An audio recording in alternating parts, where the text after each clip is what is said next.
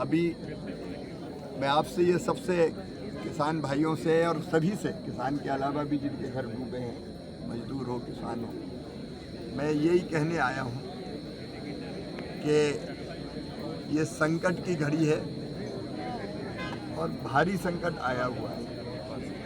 फसलें पूरी तरह ख़त्म हो गई है, जो पानी में डूब गई वो फसलें, घरों का और बाकी नुकसान भी हुआ है। लेकिन आपसे हाथ जोड़ के ये विनती की चिंता ना करें। अभी जो रिलीफ मिल रहा है उसकी जानकारी आपको है।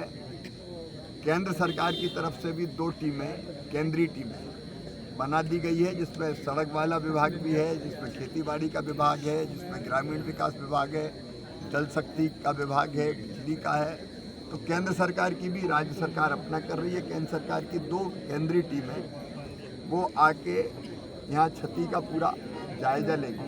आज मैं भी सवेरे से घूम रहा हूँ, मैं तो खेतों में भी उतरा हूँ, अंदर भी गया हूँ, लेकिन अब रात का वक्त है तो पूरा क्षति का आकलन होगा और उसके बाद इस संकट से बाहर ले जाने के लिए हर संभव कदम उठाए जाएंगे।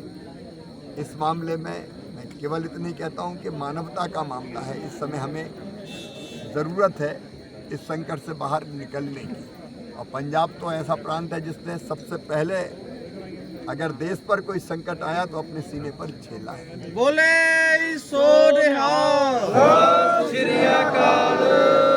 पंजाब देश का गौरव है, गर्व है और इतना मैं आश्वस्त करने आया हूँ, पूरा देश साथ खड़ा है। प्रधानमंत्री जी ने मुझे भेजा है, केंद्र सरकार पूरी ताकत के साथ साथ देगी।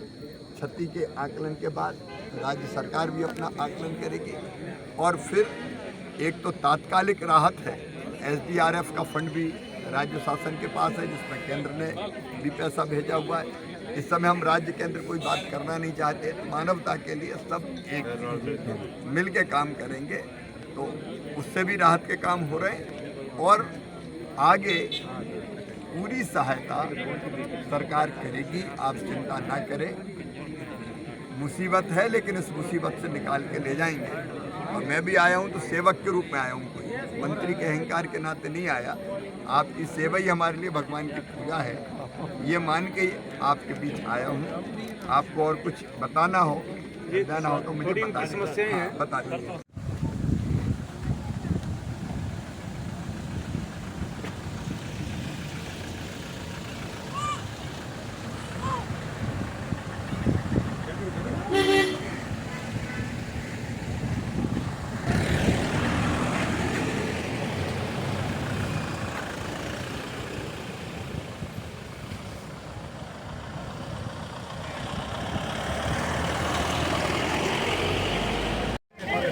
ਜਿਹੜੇ ਭੈਣ ਭਰਾ ਨੇ ਇੱਕ ਵਾਰੀ ਮਿਲ ਗਿਆ ਪਰਾਂ ਹੋ ਜਾਓ।